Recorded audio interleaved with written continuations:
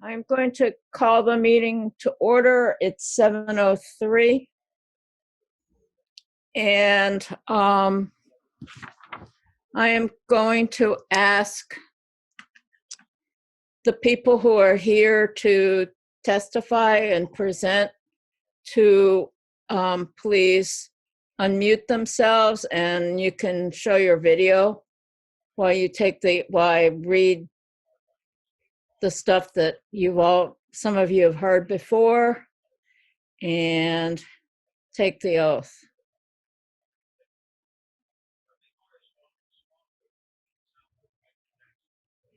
Gina, are you going to be testifying? Oops, it's my camera. Hi, sorry about that. I was just wrapping up with my kids. No, I'm not. I'm just the next door neighbor of the project. So I was here to listen in and find out more about the project.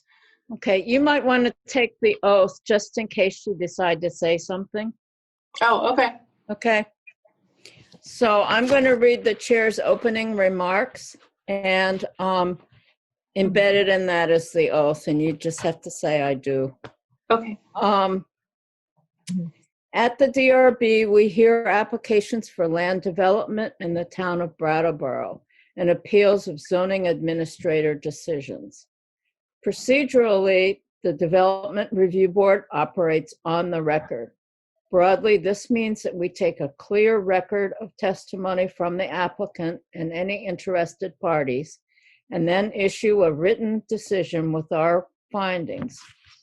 Applicants and members of the public should be aware that as we are on the record, this is your opportunity to comment on and provide evidence related to an application. In the event our decision is appealed to the environmental court, the court will not take or consider additional testimony at its hearing, but will look at the evidence from our hearing, the regulations, and determine if the evidence supports the findings and the decisions of this board. Only interested parties that participate in this proceeding may appeal a decision made by the board. So I strongly encourage all of you to speak up at this hearing. As we are on the record, we are going to ask that you affirm your testimony will be truthful. So would the applicants and anyone wishing to speak to an application, please affirm the following. I hereby affirm that the evidence I give in the cause under consideration shall be the whole truth and nothing but the truth, under the pains and penalties of perjury. And just respond, I do. I do. I do. Okay. Everybody respond? I couldn't tell. Yes. Okay. After taking, applicants require a majority of the full board to succeed. That's 4 votes out of 7. And since we have 7 members here today, we have a quorum. We have a full board. If we didn't have a full board present to hear your application, then we would consider a request to continue your application to the next public meeting, and that's not the case tonight. After taking testimony, the board will close the public hearing and may vote on your application.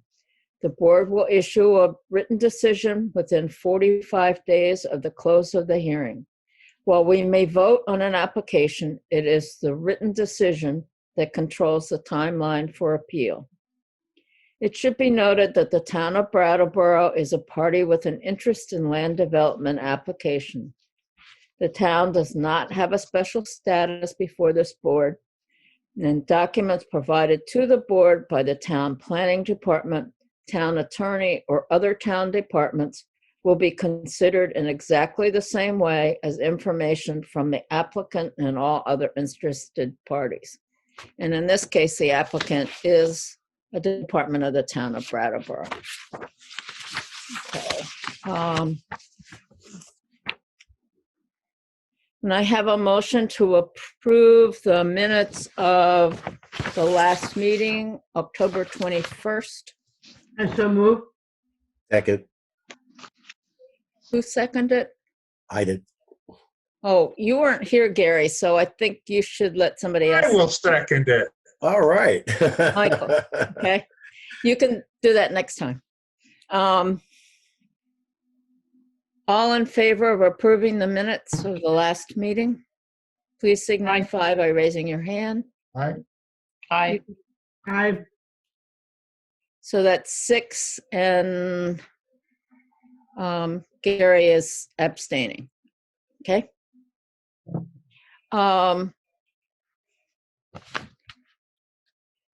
Brian, has the meeting been properly warned? Yes, it has. Okay. Does anybody have any conflict of interest or has had any ex parte communications? No. Okay. In that case,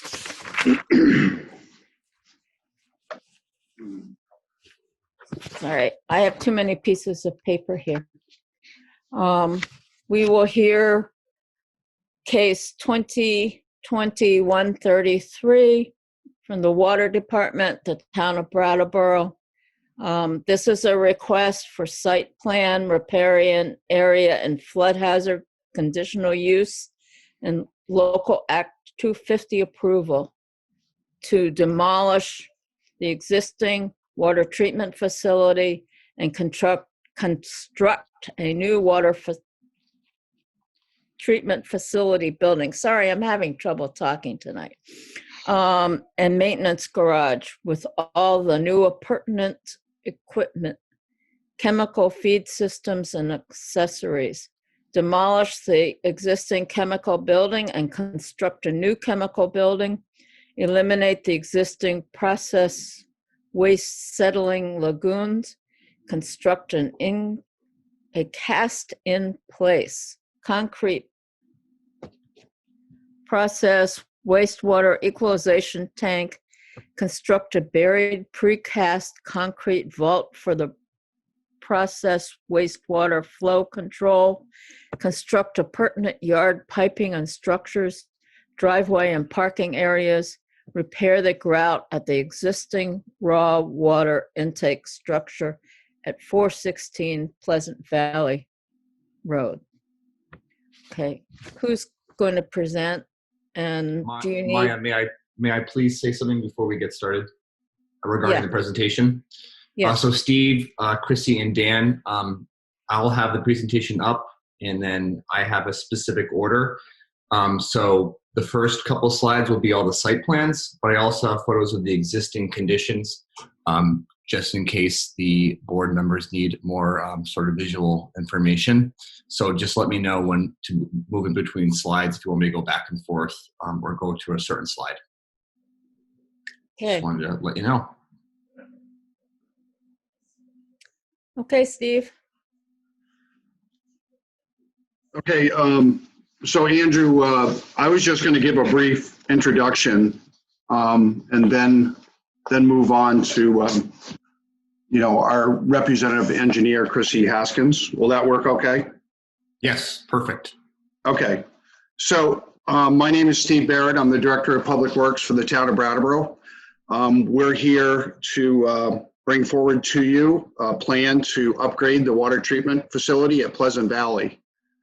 The water treatment plant was constructed in 1989, and prior to that, there was no filtration to the public water supply in the town of Brattleboro. And so this plant has functioned quite well since 1989.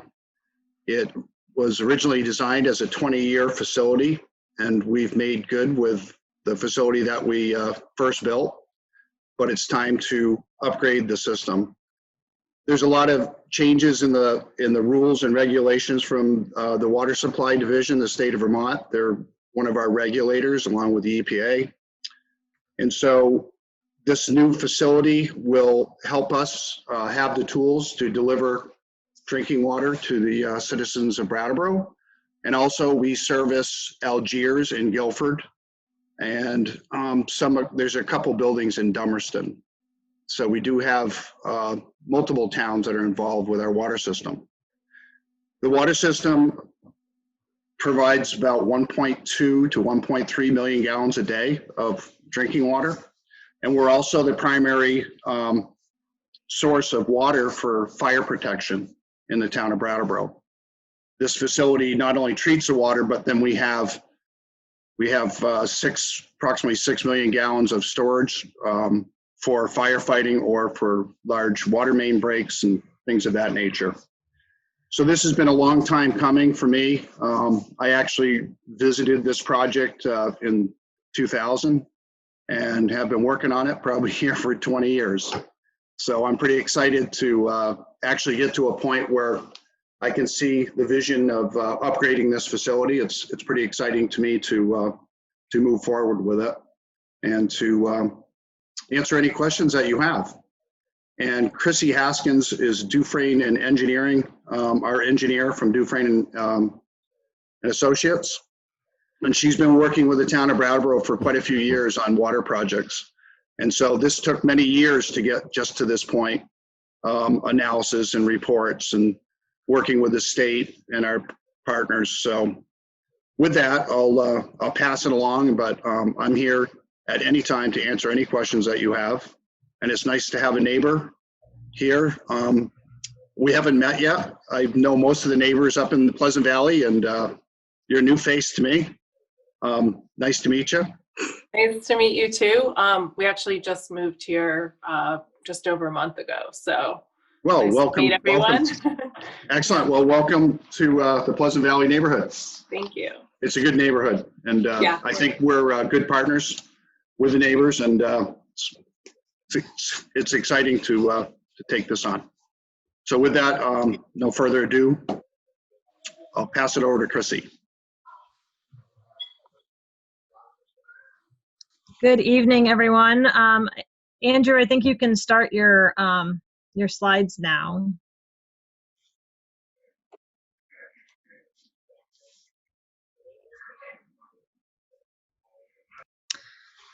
So this is the overall site plan.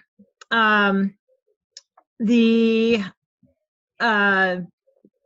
can start as you come in from Pleasant Valley, so that would be on the right side of your screen, coming in from Pleasant Valley Road. So that's the driveway access in. Starting over in that area, it's not shown on this plan, but the access off of Pleasant Valley is a gravel driveway, and we're going to end up paving that all the way throughout the facility. So as we come in through the driveway, the first thing we get to is the big round circle there on the upper right. That's the existing 3 million gallon storage tank. We are not doing anything to that. So that'll remain as it is. There's a little bit of an access drive to that. And then as we move, so at this point, the driveway starts going down the hill. So as we move down the hill, the rectangle there is the proposed building. It is approximately 130 feet by 70 feet. And it's, just for clarity, we didn't show it on this plan, but the existing building is just slightly north of that new proposed building. So construction is it's going to be a little tight, but we're fitting everything in here.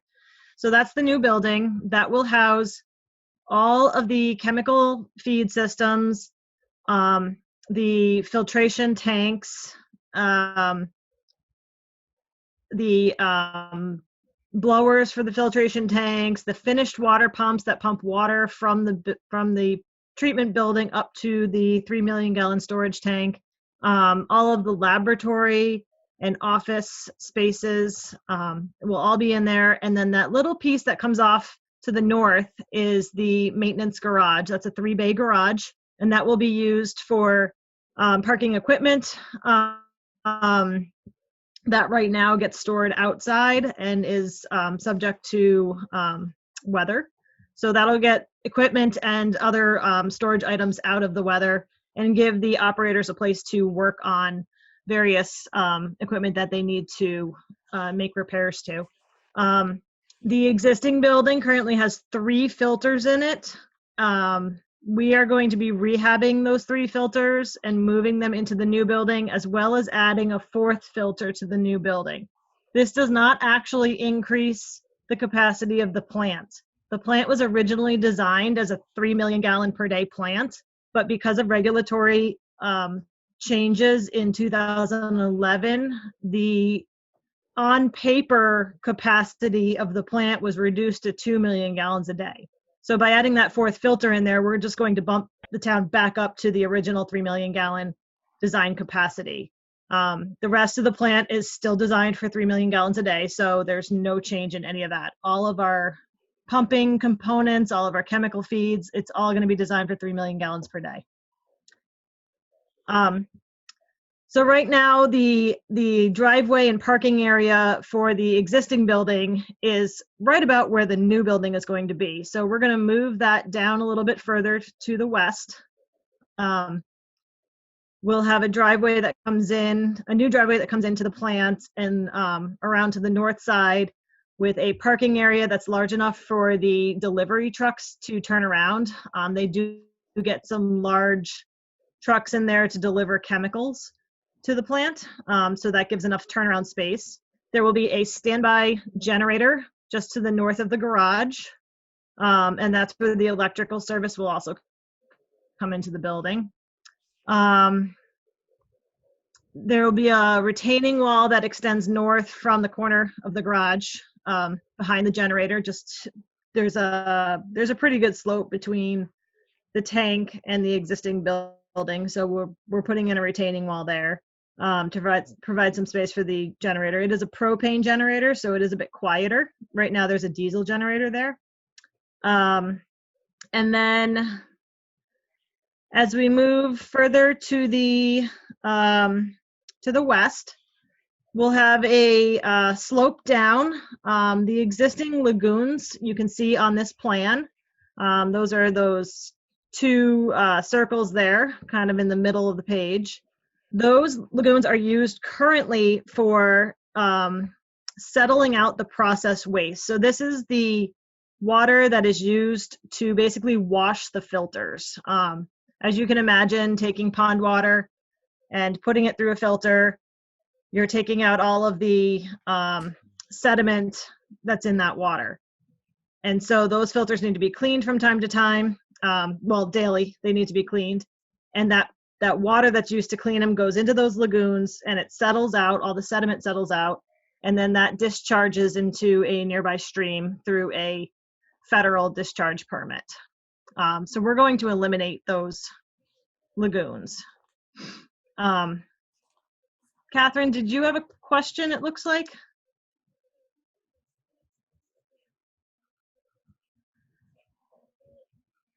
Yeah, you totally lost me when you got rid of your little pointer, because I had absolutely no idea what you were talking about.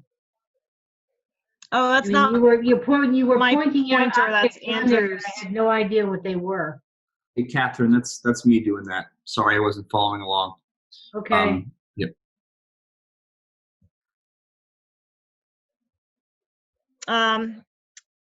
So the lagoons, we will be getting rid of those. Those will, right now they're just, they're basically big basins that are paved so that we're not infiltrating any of that water into the ground right now. It's all discharging. So we'll remove the pavement and we're going to fill in those basins. And instead, there's a little rectangle in there. It's labeled as the processed waste equalization basin. Little bit further, yeah, right there, Andrew. So that's what we're going to use for processed wastewater now, and then that will, that's basically just a holding tank to slow down the release into the municipal sewer system. The town is currently working on a sewer main extension up the pipeline trail, and we will connect the new plant into that sewer main extension. And we will eliminate the discharge into the stream with the processed wastewater.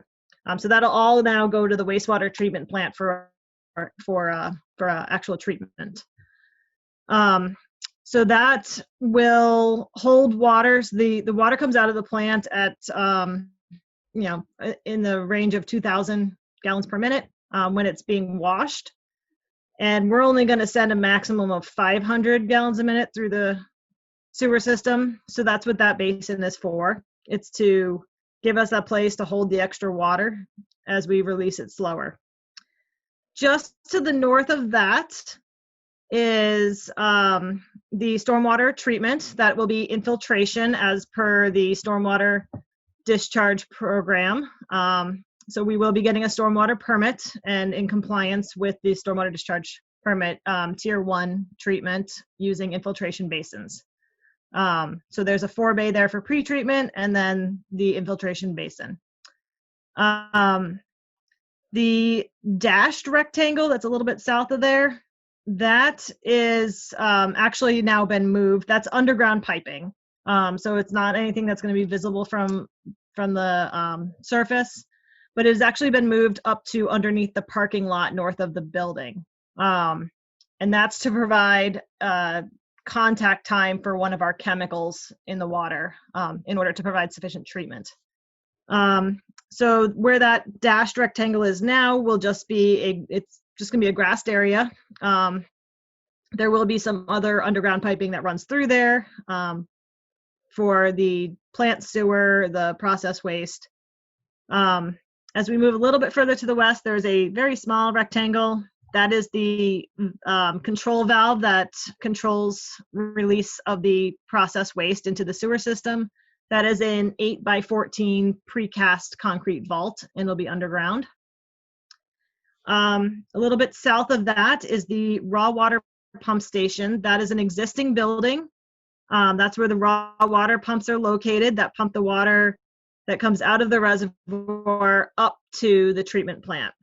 So that building, we are going to leave it there. We're going to leave it alone. On the exterior, the only thing that's going to change is we're going to replace the roof. On the interior, we're going to replace all of the electrical, instrumentation, pumps, and piping and valves in the building. So basically, everything inside of the building is going to get replaced. And then further over to the west is the old chemical feed building. So that was the treatment before the filtration plant was there. And that building, we were originally proposing to rebuild it, but now we are just going to demolish it and that'll just be restored as grass. We're not actually going to put a new building in there now. And then up in the reservoir for the raw water intake structure improvements, what that is there are many years ago, there was an inspection done and it was found that there were some cracks in the walls of the structure and they were repaired. They were actually stabilized with a steel frame, and then the cracks were repaired with grout. And the grout is now failing, and so we're going to have divers go back in and just repair the grout. It does not change. There's no fill in the reservoir. There's no excavation involved. There's no disturbance of the dam or the reservoir bottom. It's solely just going in and repairing grout on the walls of the structure. So that's all we're doing in there. Any questions on the overall site layout before I move forward? The dark building, the building that's in the darker outline, is that's the new building? Yeah, so right in the middle, it says, right in the middle of that building, it says proposed water treatment facility. Yeah. That would be the new building. Okay. And where's the old building right now?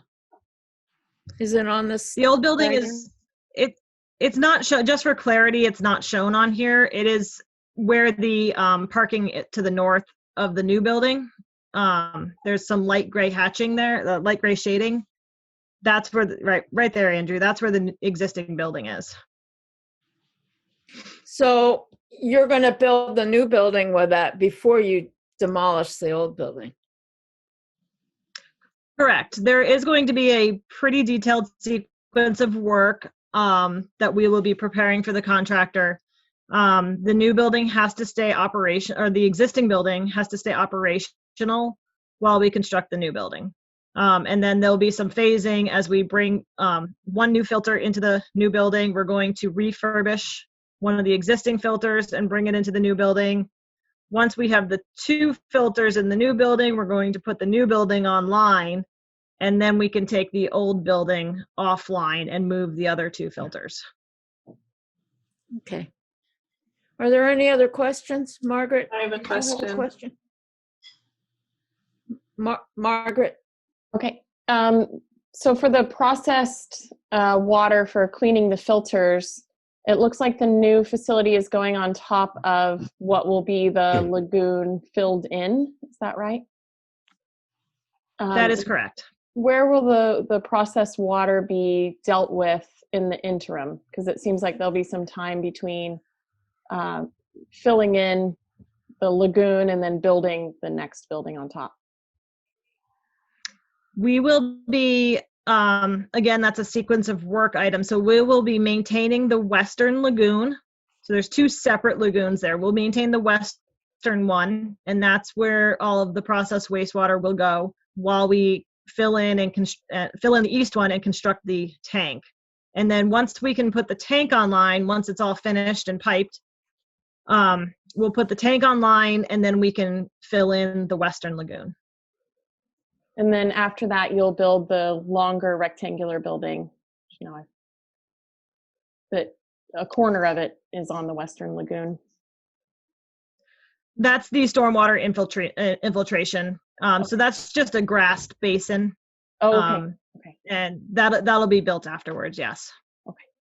Thank you. Are you questioning though the outlined area? That's where the pipe, the contact was going to be. Is that what you're talking about? Is the rectangular dotted line or no? No, not the dotted line. I understand Okay. that that's going to be moved under what is now the current building, and then will be the parking area. Okay. Okay. Gina, did you have a question? You need to unmute yourself. Sorry about that. I was wondering where the stream is that that you're talking about, that the processed water then goes into after it's been treated. So the stream, if you look on the left side of the page, so you see that little cul-de-sac, little turnaround there for the driveway. Yeah. There's a little line that comes off the southwest corner of that. Mm-hmm. That is a drain line, so that takes stormwater drainage from the whole site. Okay. And if you follow that line, so the drain daylight's there, but if you could just keep going in that direction, the stream is over in that direction. It comes from the kind of on the very, very upper left corner of the page. It comes out of the reservoir in that area, and then it kind of loops around and then heads south. Yeah, so that I was just wondering, because is that so when you're talking about processed waste, you're referring to the treated water, right? Is there any sewage or anything involved there? Just because that stream, we're like, can we swim in that? So what it is the water that's used to clean the filters is water that's already been treated and sent to the 3 million gallon storage tank. So that is drinking water. That is potable drinking water. And we bring it back down through the plant to clean the filters. So it's really just the sediment and minerals from the pond that are being taken out in the filter. That's what we're cleaning out. And then that's what settles out in the lagoons. Okay, and then that goes back out into the stream after. Yes. Okay. So there's no domestic sewage in there, no domestic wastewater. Okay. And there won't be. We're going to send that down to the municipal sewer plant. Got it. Thanks. Does anybody else have any questions? Yes, I do. Michael? I'm all of a sudden just got confused. as far as I can see, you're back flushing your filters into that tank, and then right now you're allowing the extra water to go out through the stream. But once this whole thing is completed, that back flushed water will actually go to the sewage treatment plant. It won't go into the stream anymore. Is that correct? That is correct. Okay, so that should dissuade Gina's concerns, because once this is done, water won't be going into the stream as it does now. Correct. No processed wastewater will go into the stream after this project. Thank you.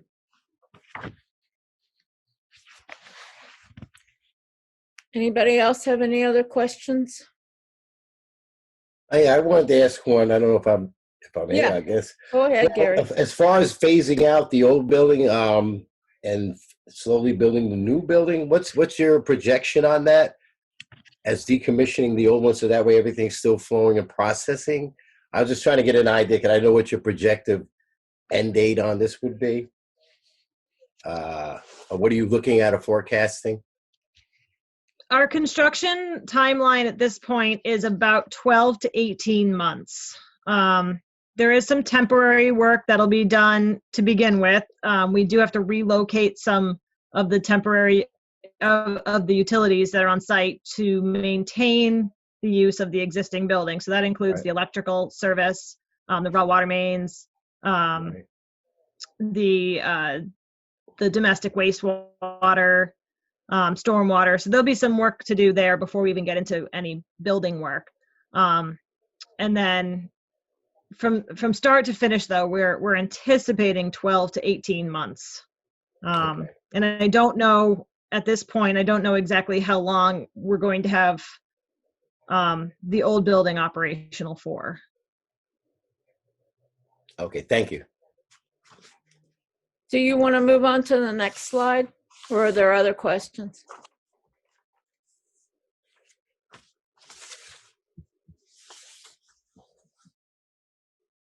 Sounds like we can move on.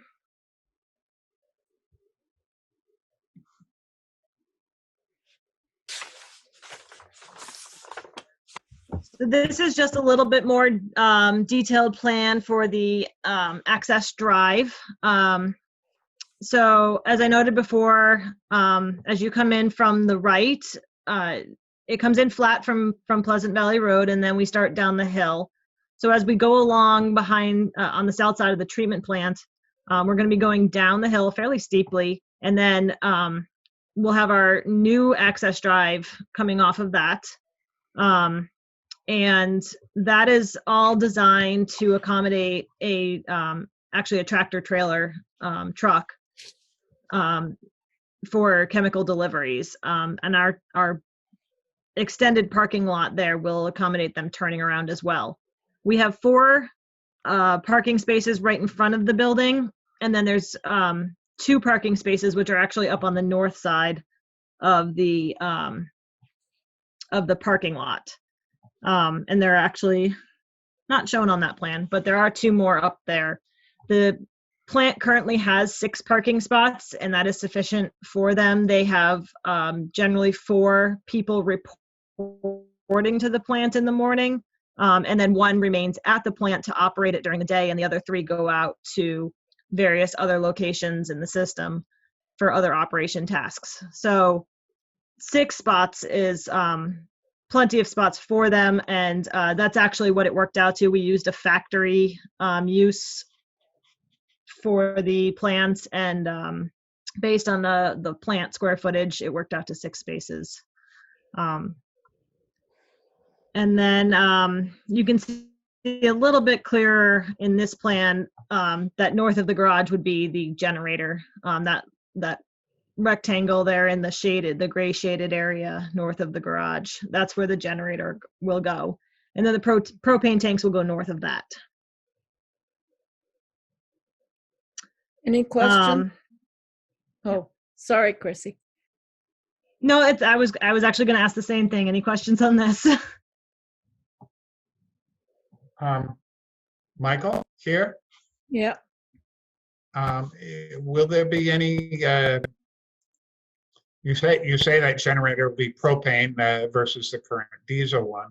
Will there be any sound deadening around it to keep noise from getting out to the neighbors? It will be in a weatherproof enclosure. It's not a soundproof enclosure, but it does help a little bit. And propane generators are quite a bit quieter than diesel generators are. So unlikely that the neighbors, they are at some distance from the plant building itself, and separated by quite a bit of screening with trees. So it's unlikely that they would actually be able to hear it. So it's within a building and it's vented then, rather than just sort of on a pad. It's not actually a building. It's called a weatherproof enclosure. It protects the generator from rain. So it's got a roof but no sides. I would have to double check on what the walls would look like. Off the top of my head, I can't answer that question. But it is Steve might be walled. able to, though. It is walled and has a roof. We have Right. several of these enclosures. Basically, it's you set the generator outside, and then it has a complete enclosure that goes around it. There's an air intake. It does buffer some of the sound. We have one at Public Works on Fairground Road. That's a residential area. We have them in different pump stations, one at Mountain Home. So there are some that we have throughout the system.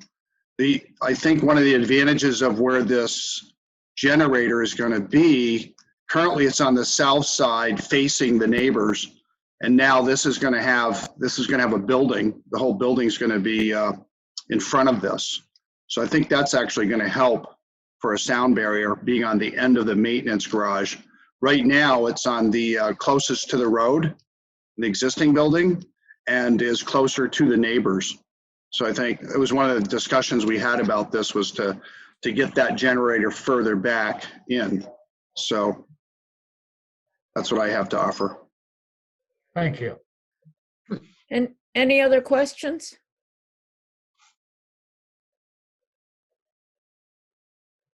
I can't see everybody. Oh, Gina.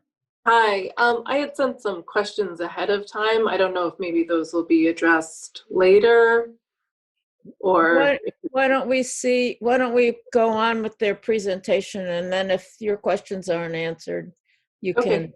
can ask them. Sounds good.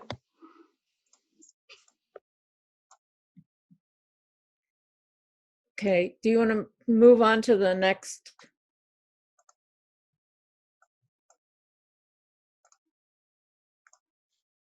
Andrew? There we go. So this is an elevation of the building. So the upper elevation there is looking at it from so that would be looking west to east. So looking in the easterly direction. So if let's say you're standing down at the lagoons and looking at the building. So you would see the piece to the left is the 3-bay garage. And then the half to the right is the treatment building. You can see the window there with a little person inside of it. That would be the main entrance and lobby area. And so you can see that the roof does slope to the south. And that's just to avoid having a drip line in front of the doors that we have along the front of the north side of the building. And there'll be a swale on the south side of the building to collect that stormwater. And then on the lower part, that is looking at the north wall of the treatment building. So that would be looking in the southerly direction.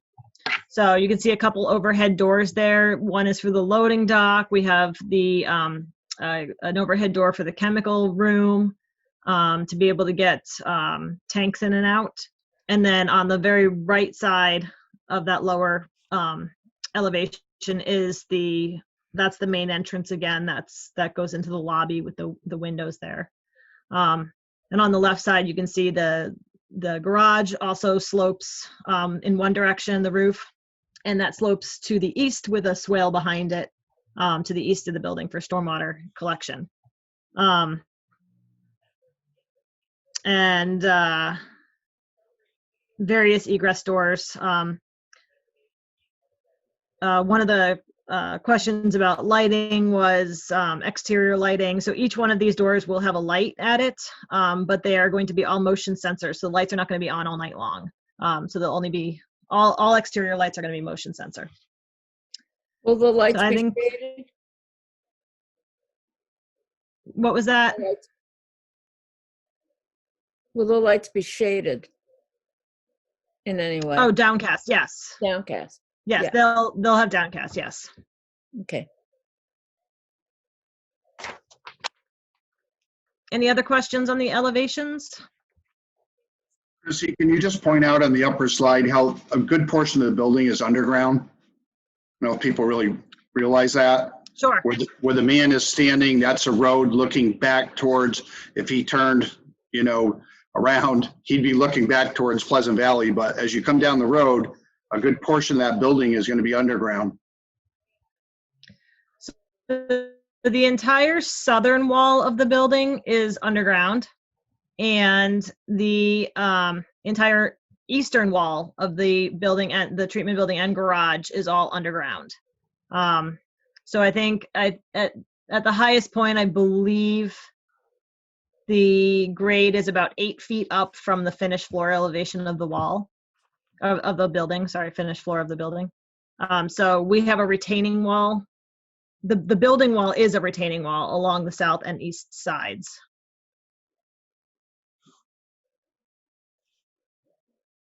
Any other questions?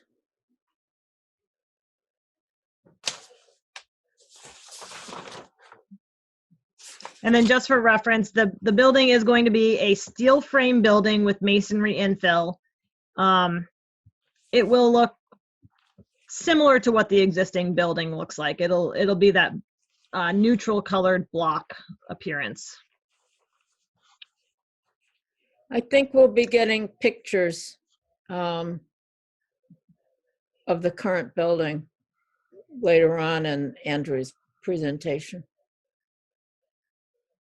Any other questions? Sandra, I think you can go to the next sheet. This is the south side, so you can see these are the south walls and the east walls. So you can see that they are much shorter here, and that's reflecting the fact that we have that retaining wall along both of those walls. And on the upper portion, on the left-hand side there, you can see 2 hatches on the roof. And then you can see that the foundation underneath goes quite a bit deeper there. That's the in-plant clear well, and those hatches are to provide access to remove the pumps that go into the clear well. So they're tall submersible pumps. Vertical turbine pumps, and they go down into the wet well. So in order to easily remove them without having to take them apart, we provide hatches on the roof so they can just be lifted right out if they need to be replaced.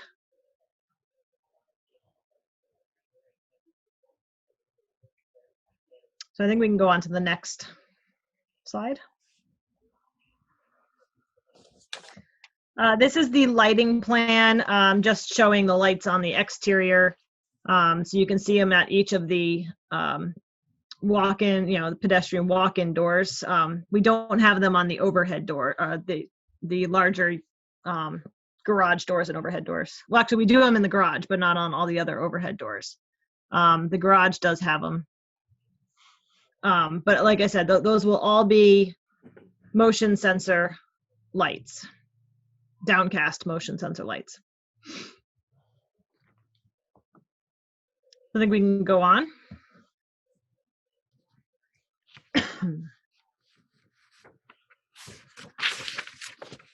This is looking into the facility from Pleasant Valley Road. So as you can see, the road is gravel, or the driveway is gravel into here. And so we'll be paving that, but it's pretty flat up here. You can go to the next one.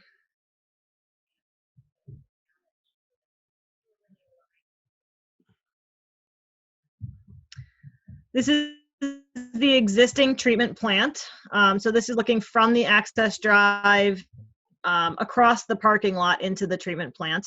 So the new building will have that same kind of neutral block appearance. A little bit different roof-wise. We won't have the flat roof that this building has. But basically, the new layout, from this view, you would be looking right at the wall of the building. And you wouldn't actually be able to see through to the reservoir from here.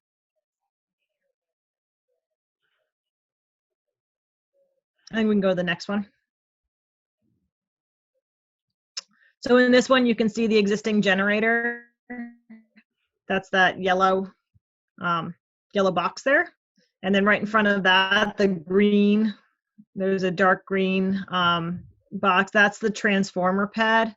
And then in front of that, even closer, with the little vent on it, the white vent, that is the sewer pump station. So that's all going to be eliminated.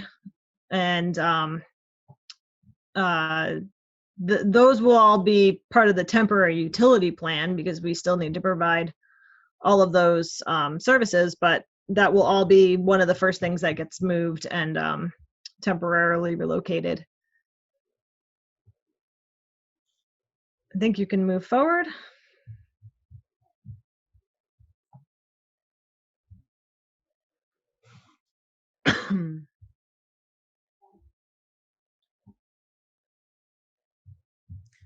So those are the lagoons that are going to be pumped out and filled, right? Correct. So they actually have drains in them, so we can drain them down to some level. We will have to probably pump out the rest. But basically on the right side of this, yes, on the right side of this picture is where the equalization basin will go.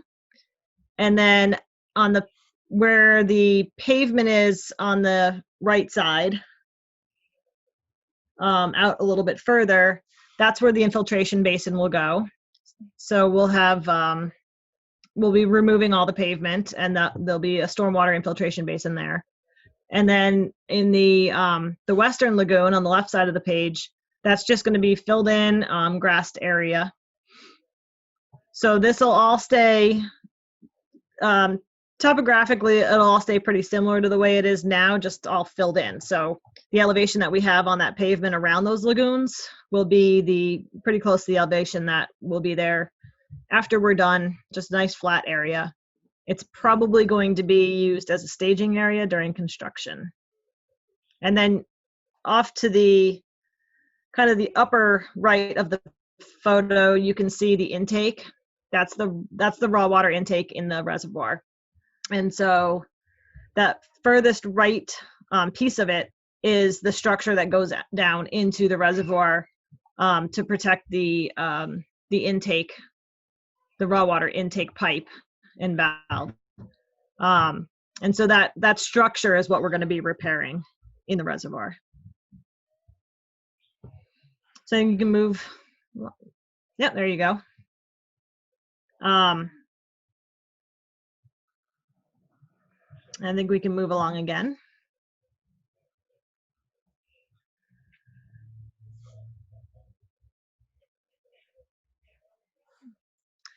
This is heading down the hill to the western side of the site. So the raw water pump station is on the left side. And again, we're not going to be doing much to that building. We will be replacing the roof, and then the rest of it all be interior work at the building. And then that building to the right, that's the old chemical building, and we are just going to demolish that and just restore 2 grass area there. And then the rest of the driveway, you can see it stops, the pavement stops again, and it turns back to gravel. We'll pave the rest of the driveway and a turnaround down there. There is a path that continues out. We're not going to pave that path. We'll just stop at the turnaround.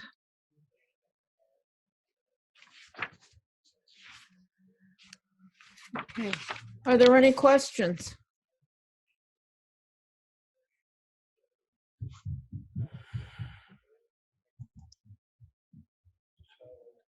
Let me just check back on Gina's questions from, I think it was earlier this week. The construction timeline and construction hours. So we talked about the timeline already, the 12 to 18 months.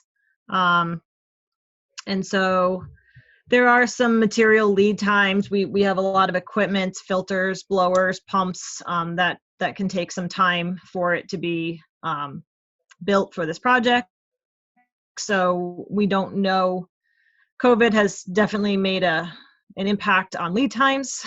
And so we don't know exactly how that's going to affect our lead times.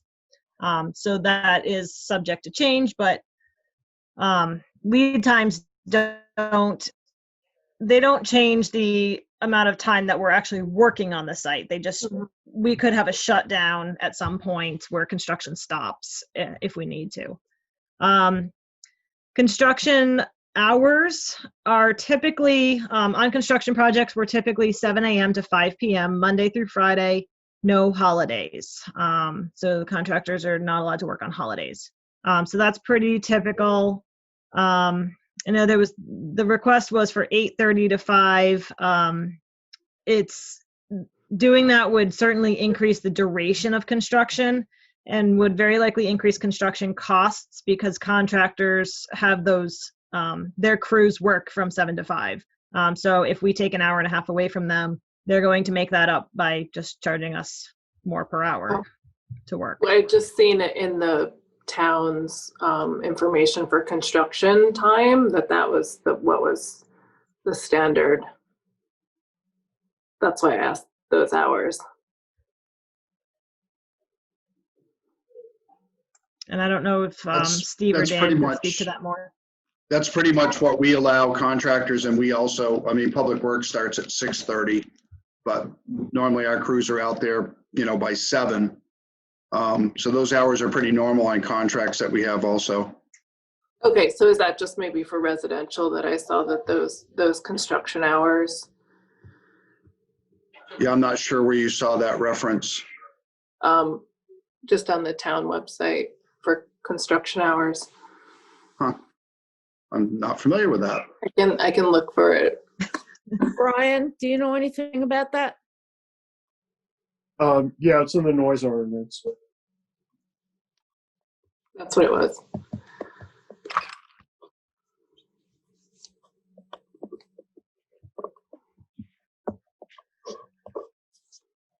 So is that yeah, it is the noise. It's the noise ordinance. I know that we approved a business recently in a residential area that involved a lot of trucks. Does Catherine or Michael or Nora, do you remember that, where we got them to move it from 7 to 7:30? The meeting, you mean? I'm not necessarily asking for it to be changed. I don't want this project to go on longer than it has to. So, and I have kids, so I'm up anyway. So I have a question, actually, Chrissy. When do you anticipate, or Steve, when do you anticipate getting started with this? So our schedule right now, we're anticipating a bond vote in March, and then going out for bids as soon as possible after that. So ideally, we'd be advertising mid to late March, which would put our bid opening mid to late April. And I think the earliest we would expect construction to start is probably June of 2021. But again, it's going to depend on the contractor as to, you know, what other work they might be finishing up at that time, and also the lead time of the equipment. They might not want to start until they can just get it all done. So we'll have a better idea once we have a contractor of what the actual construction schedule will look like. But that's what we're anticipating right now. Gotcha. Thank you. I have a question. Yeah. When you say when you said about the bond, is that something that's going to be in March? Is that something that's going to be presented to the representative town meeting? Yes. Yes, bond votes, they would have a special, sometimes there's a special town meeting. Right. When we did the wastewater, I think you recall that, Catherine. That would, Yep. So it'd be similar like that, to have some information, because it's such a big item. So there'd be an informational meeting, several informational meetings as we go forward. And then we need bond authorization to receive funds from the revolving loan fund from the state. Right. Pretty much mirrors what we did with the wastewater. So it's, you know, low interest loan from the state. So it requires a bond vote. We're coming up with those strategies now. You'll start to see discussions about this as we. Yeah, I was just curious about the bond situation on when, you know, I was going to say something like the payback, but you know what I mean. And how much is the bond going to be for? We were looking at, and if it has They to go usually- before the representative town meeting, and is that the construction of this is going to depend upon the town representative town meeting saying yay or nay. Is that correct?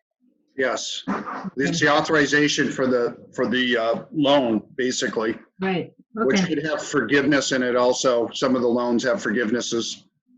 So that's, you know, that's a positive. But yeah, that's a hurdle. I mean, back in '89, when we built the plant, the town voted it down, said they didn't need a filtration plant. So we had to go back and present another plan, and it delayed it a couple of years. Yeah, I So, wasn't here then. but it can happen. I mean, back then, people didn't believe you needed to treat the water. I They just know, don't. I know. And it's kind of Okay, crazy. I was just curious about, the question was asked about the time frame, Yeah. and I thought maybe that would be predicated on the representative town meeting. Okay. The I looked up the noise ordinance, noise standard, and it's just has to do with the decibel levels during certain periods of time. Doesn't really say work can't start. At Right. least not in our in the, I forget what this is called. Anyway, the book that we has all the regs in it. So it's basically the maximum noise levels during certain periods of time, not so 7 to 10 in a residential or undeveloped area is 55 decibels, and in an industrial or agricultural area, it's 70 decibels during that time period. So it doesn't seem to affect the actual construction time. Are there any other questions or comments or anything anybody wants to? And I just want to point on there that section B of that, so section 322B, says that doesn't apply during construction. So the noise levels can be I higher missed during that. construction. Yes, That's the first time I'm looking at it too. that's why we have a lawyer on the board. Okay. So I think Gina had one more question that Yeah. she sent us that we haven't answered in this meeting yet. And that was, what is the risk of hazardous chemicals and or odors being released during construction? And so the response to that is that there is little to no risk of chemical releases during construction. The existing chemical tanks that are in the existing plants will remain operational in the building until the treatment system in the existing building is taken offline. So during the last couple weeks of operation of the existing building, it'll all have to be timed, and we will drain down the remaining chemicals as much as possible during that time period. And then any remaining chemicals, once we shut the old building off, can be transferred out of the tanks using a drain or a portable pump, and we can put them into the new tanks in the new building. And then all of the old tanks will be removed and disposed of in accordance with all state and federal regulations. In terms of odors being released, nothing for odors, just aside from exhaust fumes from construction equipment, which shouldn't really affect you as a neighboring property, unless maybe the wind's blowing in that direction, but shouldn't be much of an issue there for the fumes, and no other odors.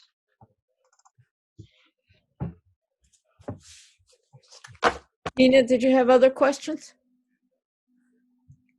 No, thank you very much, Chrissy. Anybody else have any questions?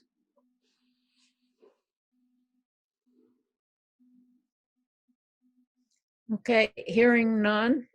Do you have any other comments you want to make, Steve? I don't. Chrissy? Nope, I'm all set. Okay. Then we'll close the hearing part of the meeting, and the board will discuss and vote, I think, tonight, right? Mm. So any comments?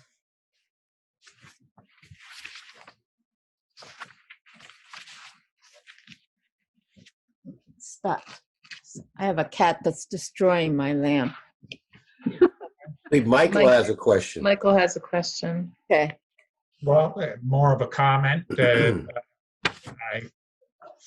I've gone through the plans pretty carefully, and it seems as if we've covered all the bases here. Everything looks as if it was put together rather thoughtfully. Yeah, I agree. I have a thought, Maya, and it's something that our land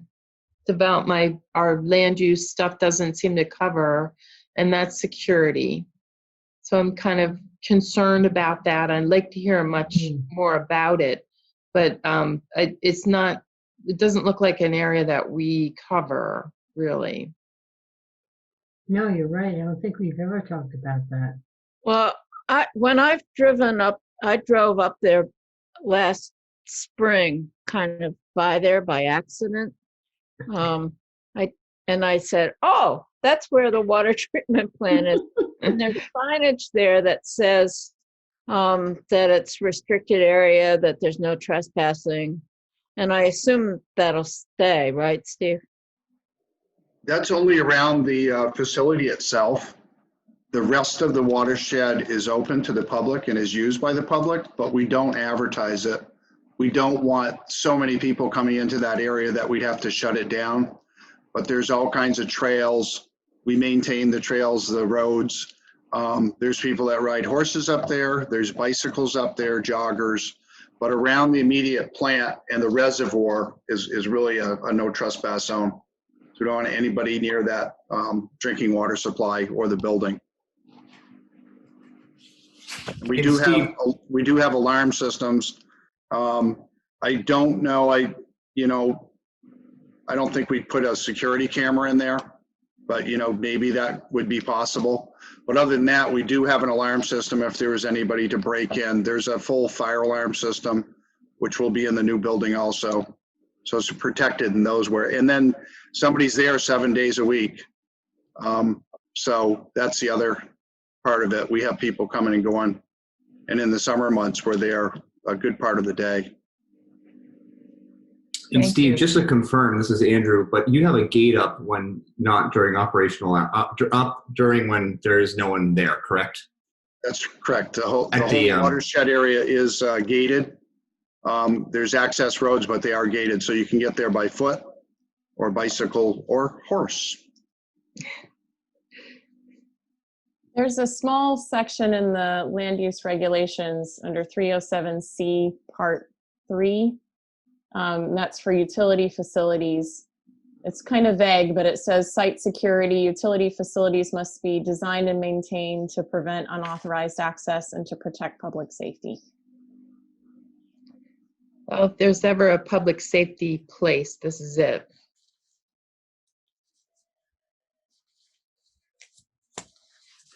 So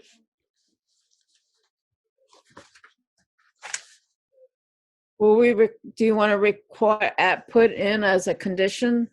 I don't even know what I would put in, Maya. It's just a concern. It's something I'm thinking about. Yeah.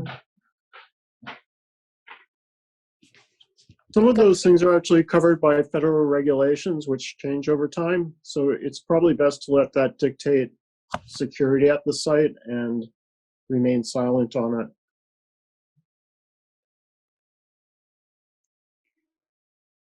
Yeah, it is a federal offense for any drinking water supply. We do have some of those signs out there also. But again, the building's secure. It does have an alarm system. The only thing we don't have is exterior cameras, at this time. But that could come. I mean, I'm not opposed to putting those up. We just haven't. And they're pretty inexpensive too.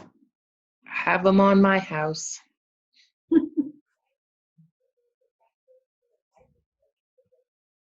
Well, I would have them on my house if I lived where you did, Nora. She's pretty isolated. Any other comments or questions?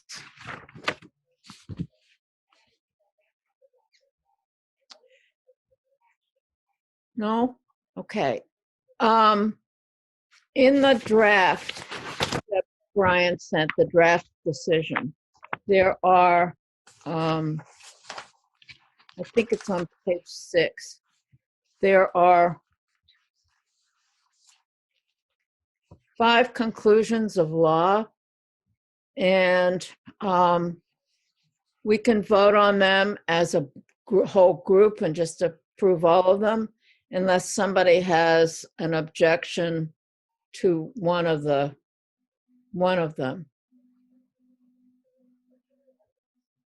Were these the ones that were sent via email? Because I never got paper copy, and I didn't have a chance to hand copy down what Brian sent. And these were questions apparently that were highlighted in orange. No, Brian, know what I'm referring to? I don't remember anything highlighted in orange. I think that was what Gina had sent. Those okay. questions were in orange, and Yeah. that just came right. in like an Okay. hour or two ago. Okay, so I have no idea then what you're referring to, Maya. I Okay, haven't seen I'll it. read them all, and then if anybody has an objection to one of them, you can say that you object, and we'll vote on that one separately. Otherwise, we'll vote on them as a group, if that's okay. The first one is that we conclude that the proposed project will meet the standards for site plan approval of section 434 of the land use regulations. And that's just site plan approval, which is what we do all the time. based on the foregoing finding of fact, the Development Review Board does or does not approve that the does or does not conclude, excuse me, that the proposed project will meet the standards for conditional use approval. And that's because it's technically grandfathered in, that site. I believe that's right. Isn't that correct, Brian? So flood hazard and riparian area are both conditional use approvals. So they go together. Okay, so flood hazard is the 5th one on the list. And the waiver of standards for section 432, is that the one? I'm sorry, I'm very confused here. That's the one where we have to conclude that the proposed land development will not alter the essential character of the neighborhood or district in which the property is located. Yeah, Maya, that one's an error. That's Character. a drafting error. Yeah, will not substantially or permanently impair the lawful use of adjacent property, will not be detrimental to the public health, safety, or welfare. And the next one is that it meets the standards for local Act 250 approval, which just means that it's not going to add to the schools or the, somebody help me. There's another Act 250. Schools, municipal services, and conformance with town plan. Right. And then the last one is that it meets the standards for flood hazard approval. And we have the memo that it's not in the flood hazard zone, except for the grout that has to be replaced. So why don't we vote on all of them then at once? Do you want to make a motion to that effect? Okay, Does how do I anybody phrase have this? any I make a motion that we accept, is that 5? Yeah. All 5 Conclusions of law. conclusions of law pertaining to this project. Second. Any discussion? John, you haven't said anything. Anything to say? I've been listening the whole time. Any discussion? All in favor, please signify by saying aye. Raising your Aye. Aye. Okay, it's 7-0. And then can I have a motion to approve the project with the conditions that are laid out in the draft decision? I motion to approve the decision for what's in the draft decision. Second? Okay, any discussion? Okay, all in favor, signify by saying aye. Aye. Aye. 7-0. Oh, Michael, your hand is better. Oh, yes, less cat. Sorry, I just noticed. So Steve, you'll be getting a written decision as soon as Brian writes it and I can sign it.